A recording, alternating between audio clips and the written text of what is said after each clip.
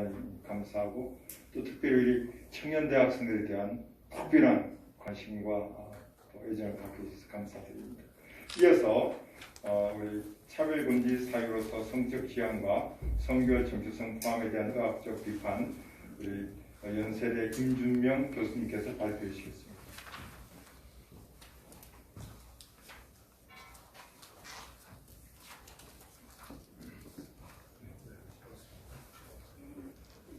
전 시간에 우리 민석일 교수님께서 동성애에 있어서의 정신의학적인 면에서 폐해를 잘 말씀해 주셨습니다. 저는 그 내과 의사로서 이런 동성애의 그 어떤 신체 질병적인 면에서의 부작용과 폐해를 좀 말씀드릴까 합니다.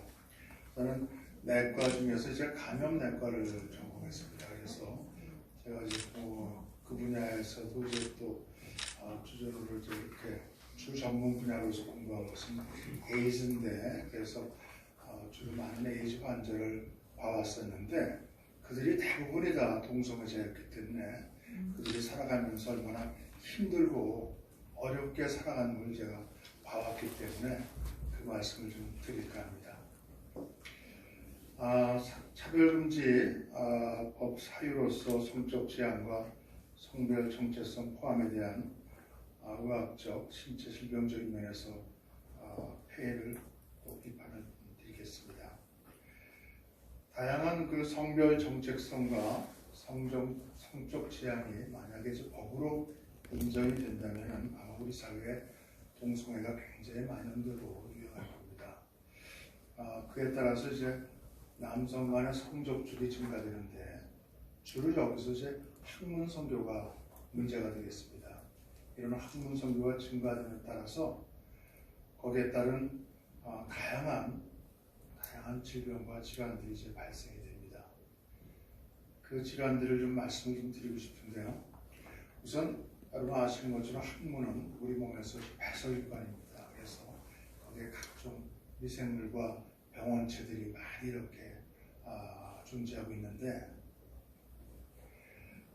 대장의 가장 밑부분에 이제 직장이 존재하고 직장의 하부기관으로서 학문이 존재하는데 그 학문 자체에는 아주 작은 그런 근육들이 그런 조각조각으로 모여서 서로 붙어 있으면서 꼬리뼈에 붙어 있는 그런 구조를 취하고 있는데 그러다 보니까 전체적으로 밑으로 갈수록 좁아져 있는 그런 구조와 함께 그것이 인위적으로 물리적으로 확장이 어려운 그런 해부학적인 구조를 갖고 있습니다. 그리고 항문 주변에는 괄약근들이 이렇게 둘러싸고 있는데 그래서 항상 평상시에는 꽉 조여 있는 상태. 왜냐하면 우리가 의도하지 않게 변이 실금되는 걸 막기 위해서 괄약근이 꽉 조여 있는 그런 상태가 되어 있고 만약에 외부에서 어떤 물리적인 압력이 주어지면은 그 괄약근들은 그것을 바깥으로 밀어내기 위해서 더 강한 수축작용을 하게 되는 겁니다. 그리고 항문 주위의 점막들은 아주 얇은 편평세포로 된 단세포층입니다. 단세포층이라 굉장히 프라이어블, 아주 손상받기 쉬운 그런 점막층인데 또 그 점막층 밑에는 혈관들이 굉장히 많이 분포되어 있습니다. 그래서 혈관이 손상받아서 파열되거나 찢어지면 거기에서 많은 출혈이 이루어지는 것이죠. 따라서 만약에 외부에서 어떤 의도치 않은 압력이나 마찰이 주어진다면 그 점막들은 금방 파열이 되고 손상을 받게 되면서 출혈이 일어나겠죠.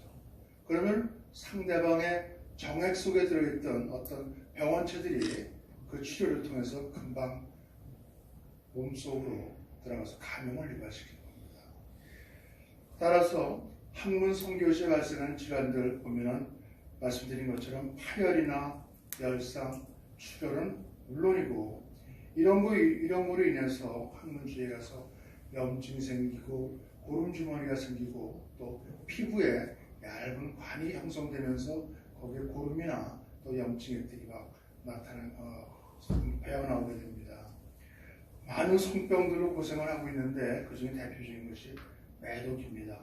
매독은 사실은 페니실린이 발견되면서 우리나라에서도 굉장히 그 수가 감소됐었는데 10 내지 15년 전부터 갑자기 매독이 증가돼서 너무나 놀라서 조사를 해봤더니 그것이 동성애자들 사이에서 매독이 증가되었고 우리 사회에 매독이 많이 발생된다는 그런 보고를 우리가 갖게 되었습니다. 그리고 곤지름과 같은 항문 사마귀가 많이 발생이 되고 또 헐피스 바이러스 감염, 클라미디아 감염을 해서 이게 심하게 되면은 주변에 임파선들이 부으면서 직장을 눌러서 흉차까지도 유발되는 그런 위중한 질병이 발생될 수가 있습니다. 최근에 또 유럽에서 보고되기는 이런 동성애자들이 어떤 푸이어 축제나 이런 축제를 하고 난 다음에 갑자기 그 지역사회에 이질이 많이 만연된다는 것을 갖다 우리가 들었는데 그것도 또 항생제 내성 이질, 퀴놀론이라고 하는 항생제에 대해서 이질이 잘 됐는데 거기에 내성을 보이는 이질균들이 유행을 하더라. 이질은 여러분 잘 아시고 분변을 통해서 손을 통해서 소화기계로 이렇게 전염되지 않습니까? 독성 대장균이 전파되더라. 전신 감염으로서 A형 감염, A형 감염도 주로 분변 속에 이러한 바이러스, 원인 바이러스가 항문 선교 시에 다른 사람의 상대방의 손을 통해서 그 사람의 입으로 가져가게 되면서 소화기계에 그 원인 바이러스가 이제 들어가면서 감염이 유발되겠죠. 또 유두종 바이러스 때문에 이제 항문암이 발생되게 됐다. 근데 더 심각한 것은 이런 항문 선교를 오래 하는 우리 환자들을 보면은 오랜 시간이 지나면은 나이가 들어서 직장이 탈장이 됩니다. 직장이 탈장이 돼서 그걸 이미 집어넣어도 또 시간이 지나서 보감이 증가되면 또 탈장이 되고 그래서 고생하는 걸 많이 봤는데 더 심한 것은 시간이 지남에 따라서 나이가 들에 따라서 변 실금이 자기가 의도하지 않았는데 자꾸만 변이 실금되는 거예요. 정상 생활을 할 수가 없어요. 밖에 나가서 무슨 활동을 하려면 단시간 내 기저귀를 차고 나갑니다. 그래서 활동을 하고 빨리 집에 들어와서 또 닦고 샤워하고 그래야지 냄새도 하여간 여러 가지로 이런 변신들 때문에 정상 생활을 하지 못하는 환자들을 많이 보았습니다. 근데 가장 중요한 것은 오늘 우리가 얘기하는 HIV 감염, 에이즈가 동성애자들에서 많이 발생된다는 것입니다. 우리 몸에서 모든 체액에 다 에이즈 바이러스가 존재하지만 정액에 가장 에이즈 바이러스가 감염자에서 농도가 짙게 되어 있습니다. 그리고 질액이나 질 분비물, 혈액 모유 이런 순서로 되어 있는데 따라서 항문 선교 시에 정액에 들어감으로써 정액 속에 많은 농도의 에이즈 바이러스가 상대방에게 HIV 감염을 유발시킨다는 것이죠. 전 세계적으로는 사실 에이즈, HIV 감염이 유엔과 유엔에이즈만은 선진국의 노력으로 감소되고 있습니다. 사실은. 그래서 90년대 중반에 전 세계적으로 한 해 발생되는 신규 감염자 수가 310만 명을 정점으로 해서 점점 감소가 돼서 2018년도만 하더라도 170만 명으로 감소가 됐고 금년에 아마 150만 명 정도로 한 해 발생되는 신규 감염자 수가 줄어드는 따라서 유엔과 유엔에이즈의 그런 아주 효과적인 예방과 치료 사업을 통해서 그 효과를 보고 있는데 그런데 우리나라 같은 경우에 선진국에다 들어들고 교육 수준도 높고 의료 수준도 높고 우리나라에서 왜 다른 전 세계적인 경험가들이 지금 보시는 것처럼 2010년을 지나서 갑자기 증가가 되기 시작해서 매년 1000명 이상 발생되더니 2019년도만 하더라도 1200명을 넘어섰습니다. 이렇게 갑자기 많은 수에서 발생돼서 누적 감염 수는 벌써 18,000명, 19,000명 이렇게 이르렀다는 것이죠. 따라서 왜 이렇게 HIV 감염이 우리나라에서 전 세계적 경향과 달리 예기치 않게 증가되는가 봤더니 여기 이제 연령 분포인데 붉은색 라인이 이제 20대입니다. 20대가 2006년만 하더라도 30대, 40대에 비해서 그 수가 적었었는데 지금 굉장히 빠르게 빨간색 20대가 증가가 돼서 2019년도는 35%를 넘었습니다. 그리고 그에 따라서 주춤했던 30대가 20대가 나이가 들음에 따라서 30대가 또 같이 증가되는 그런 거예요. 결국 우리나라에서는 10대에서도 뭐 꾸준히 증가가 되고 있습니다만 중요한 것은 우리나라에서 예기치 않게 HIV 감염이 증가되는 것은 젊은이에서의 증가가 원인이라는 것이죠. 그럼 왜 젊은이들에서 이렇게 HIV 감염이 폭발적으로 늘어나고 있느냐? 그래서 거기에 대한 이제 역학조사를 저희가 해봤습니다. 근데 우리나라뿐만 아니라 전 세계적으로도 젊은 층에서의 HIV 감염이 지금 큰 문제가 되고 있습니다. 그래서 전 세계적으로 35% 우리하고 비슷한 그런 미국 같은 경우는 40%를 넘었습니다. 이렇게 문제가 되고 있는데 그 원인을 규명하기 위해서 저희가 코호트 연구를 갖다 진행했습니다. 이것은 2006년부터 2018년까지 코호트에 등록된 1,400명. 그 당시 우리나라 감염자 수가 14,000명 됐을 때 1,400명이면 엄청난 규모의 대규모 코호트 연구입니다. 여기에는 전국의 21개 대학병원도 있지만 질병관리본부, 국립보건연구원이 같이 공동연구를 한 것입니다.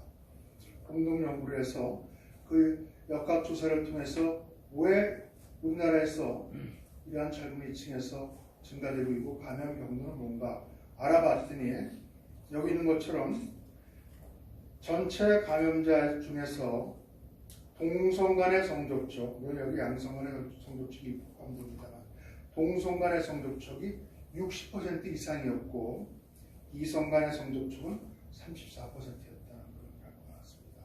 여기서 의사들 또 훈련된 간호사가 역학조사했음에도 불구하고 모르겠습니다. 응답하지 않겠습니다.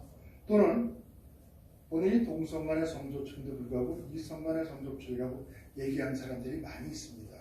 그 숫자를 우리가 본다면 65%까지 그리고 남성들 감염자들만 갖고 얘기했을 때는 65%를 훨씬 넘었을 거라고 생각합니다.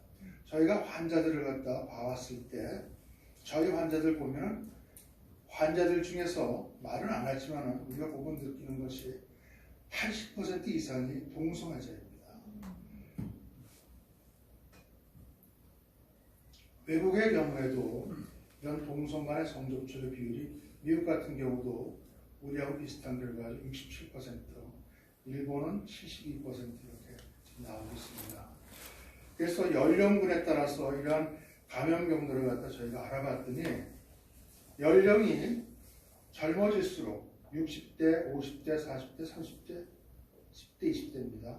연령이 젊어질수록 동성간의 성접촉의 비율이 증가되더라. 그래서 10대, 20대를 합쳤을 때는 70% 이상에서 동성간의 성접촉이 했는데 이것을 다시 10대와 20대를 알아봤습니다. 그래서 20대 후반과 20대 초반과 10대 이렇게 나눠봤더니 놀랍게도 10대의 경우에는 동성간의 성접촉이 93%였습니다. 따라서 우리나라에서 우리가 모르고 있는 동안에 이 젊은이들에서 얼마나 동성애가 지금 많이 만연되고 있고 정말 그 미풍이 강풍이 되어서 막 몰아닥치는 그런 것을 우리가 피부로 느낄 수가 있는 현실이라고 생각합니다. 외국의 경우에서도 이런 젊은 HIV 감염 중에서 동성간의 성접촉이 증가가 되고 있어서 문제가 되고 있는데 미국 같은 경우에는 90%를 넘었습니다. 우리가 거의 비슷한 결과죠. 일본도 78%라고 되어 있습니다. 질병관리본부에서는 매해 이런 HIV 감염인에 대해서 신규 질환을 갖다 연례 보고를 해왔었습니다. 근데 이것은 우리 코호트 연구에서 조사 방법과 달리 지역사회에서 환자가 발생이 되면 보건소 직원이 가서 직접 대면을 통해서 인터뷰를 하는데 보건소 직원이 가서 얘기를 하면 솔직하게 얘기 안 하는 경우가 굉장히 많습니다. 그럼에도 불구하고 정부에서는 계속 이러한 결과를 발표해 왔는데 2013년만 하더라도 동성과 이성 간의 성접촉이 26%, 34%. 나머지 많은 수가 지금 대답을 안 했다는 것이죠.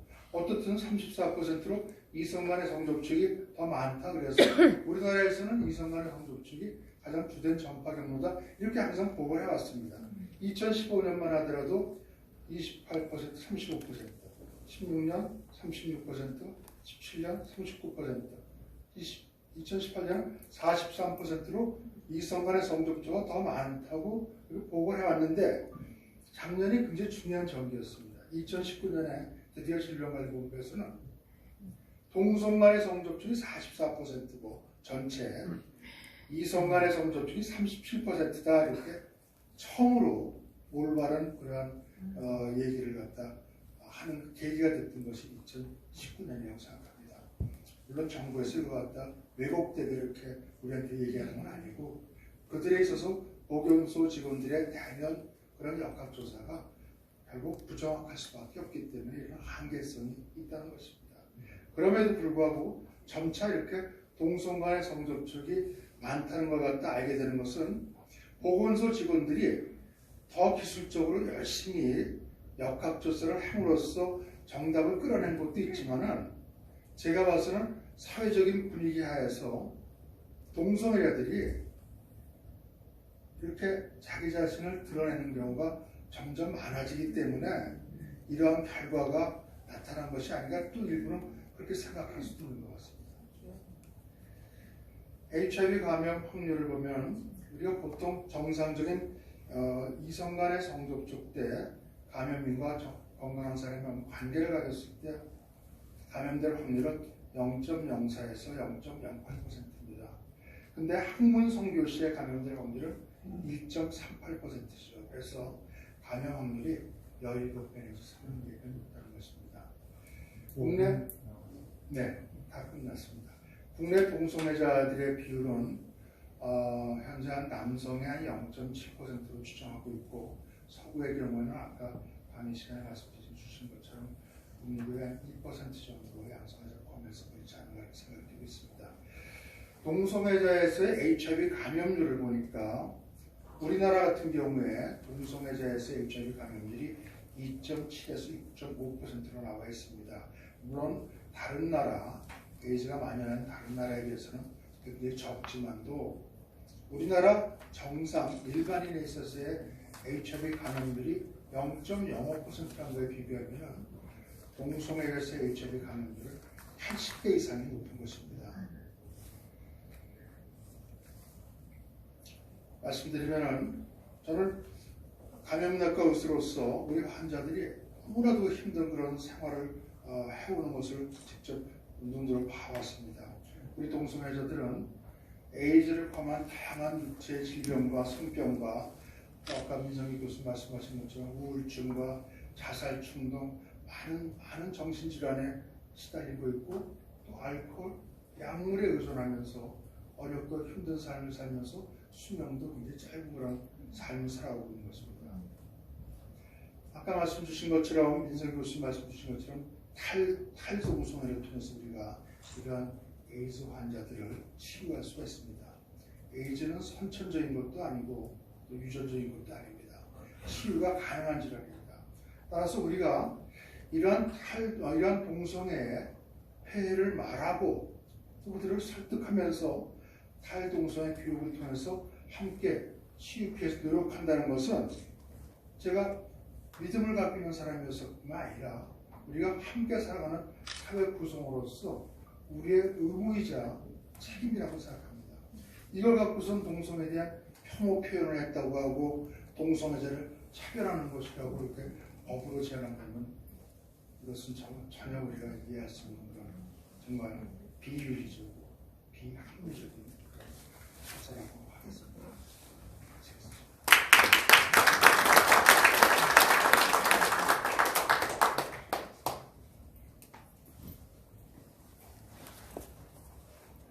네, 이어서 토론 질문을 하시겠습니다.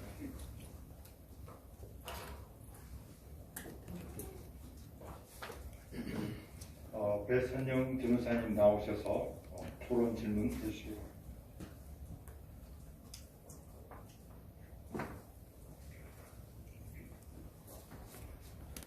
안녕하세요.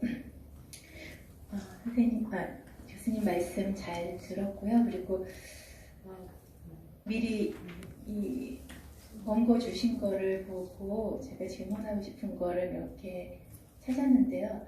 첫 번째는 뭐냐면은 동성 성관계 갖는 거가 이렇게 질병도 많고 또 하는 것도 굉장히 힘들다고 들었거든요. 동성 관계하는 게. 그런데도 거기서 그렇게 빠져나오지 못하는 그 이유가 뭘까? 전에 한번 이제 기자분 동성애자들 많이 이렇게 연구하시고 그러신 기자분이 말씀하실 때 동성 간의 성관계가 굉장히 쾌감이 크다. 이성이나 이성 간의 그런 거보다. 그래서 한번 중독이 되면 나오기가 어렵다는 그런 이야기를 언뜻 하신 걸 들은 적이 있거든요. 근데 그 부분이 의학적으로도 혹시 그런 쪽이 연구가 된 것이 있는지 그거가 궁금하고요. 또 하나는 이제 제가 주변에 이렇게 동성애 지지하는 사람들도 많고 얘기를 하다 보면 에이즈는 이제 약으로 치료할 수 있다 이렇게 막 얘기를 해요. 그거는 뭐 당뇨병과 같다 뭐 이렇게도 막 얘기를 하고 그러는데 제가 알기로는 이렇게 치료는 아니고 한 30년 정도까지 이렇게 딜레이 할 수 있는 증상을 딜레이 할 수 있는 그런 거라고 들었고 또 그것도 부작용이 있어서 뭐 배가 나온다든가 그 약을 할 때 뭐 그런 것들이 있는데 그 부분에 대해서 에이즈 치료하는 것과 그것도 30년 이후가 되면 이제 더 이상 그게 약이 안 들어서 그때 이제 죽게 된다 이런 얘기를 들었는데 그 부분에 대해서 조금 질문하고 싶고요. 그리고 네, 시간 관계상 네네. 일단 두 가지 네네. 문제 하겠습니다. 우선 두 번째 질문 제가 답해드리면 물론 완치제는 지금 개발이 안 됐지만은 에이즈 치료제가 굉장히 많이 정말 발전이 돼서 약을 드는 환자들에 있어서 수명이나 연명이 정상인과 거의 똑같습니다. 그리고 약을 들었을 때 면역 기능 증상이 없어지는 것뿐만 아니라 면역 기능도 정상 수준으로 다 올라오기 때문에 정말 완치만 안 될 뿐이지 굉장히 좋은 치료 효과를 얻고 있습니다.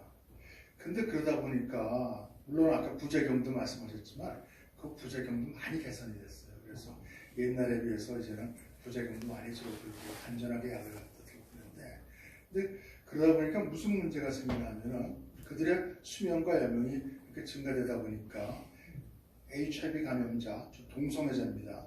동성애자들이 점점 고령화가 되는 겁니다. 고령화가 되는데 단지 우리나라에서 너무 다행인 게 이 비싼 치료비를 한 달에 한 140에서 200만 원 드는 치료비를 정부와 지방자치단체에서 다 내주기 때문에 치료비가 문제가 되지 않는 유일한 국가인데 그런데 그들이 자꾸 고령화되다 보니까 에이즈나 HIV 감염 외에도 우리 일반인들이 느끼는 것처럼 치과나 또는 정형외과나 뭐 여러 가지 면에서 고령화에 따른 그런 만성 퇴행성 질환들이 생기지 않습니까? 근데 이들은 벌써 가정에서 소외가 돼 있고 직장도 다 잃고 사회에서 고립돼 있고 운동생활하기 때문에 경제적으로 재정적으로 굉장히 어려운 생활을 하고 있습니다. 그래서 정부에서 그들을 잘 치료해줘서 좋은 약으로 수명 연명을 높게 해줬으면 삶의 질도 보장을 해주는 것이 바람직한데 정부에서 그걸 할 여력이 없다는 것이죠. 그래서 그 여담이지만 저는 한국 에이즈 예방재단을 제가 지금 운영하고 있는데 제가 지금 에이즈 환자들을 많이 보면서 경제적으로 굉장히 어려운 걸 알기 때문에 제가 정년 후에는 에이즈 예방재단을 통해서 감염인들 중에서 정말 여러 가지 면에서 치료비나 복지 후생비가 필요한 분들이 있으면 저희들이 신청하면 저희들이 그분을 갖다 도와주는 그런 지금 재단 역할을 하고 있습니다. 그리고 첫 번째 질문, 의학적으로 증명이 되지는 않지만도 우리가 한 분의 어떤 감각기관이 어떤 생식기하고 어떤 그런 감각을 느끼는 그런 기관은 없지만도 제가 우리 환자들을 갖다 경험하면서 느끼는 거는 그들이 맨 처음에 동성애를 경험하는 건 되게 타의에 의해서 먼저 시작이 되더라고요.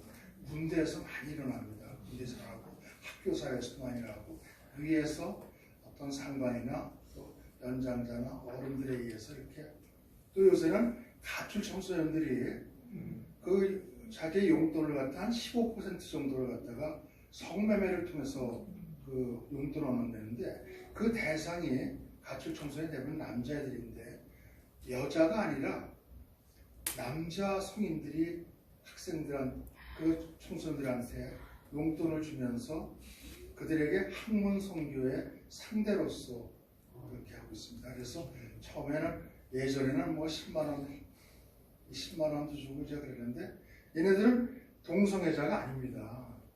그냥 한 20분만 참으면 10만 원 용돈을 받으니까 그게 너무 그냥 그래서 왜 친구들이 자꾸만 그 역할을 하는 거예요. 그래서 왜 10만 원이 5만 원이 되고 3만 원이 되고 이제 담배 한 갑 이렇게 하면서 이제 그 청소년들이 자기도 모르게 그런 동성간의 성접촉에 빠지는데 그들이 이제 시간이 지나면 동성애자 될 수 있겠죠. 지금 현재는 죄의식도 모르고 단지 그냥 용돈을 벌기 위해서. 근데 한 가지 중요한 것은 그들이 타이에서 동성간의 성접촉을 처음 경험하더라도 자의에서 찾아간다는 겁니다. 거기에는 분명히 지금 말씀하셨죠.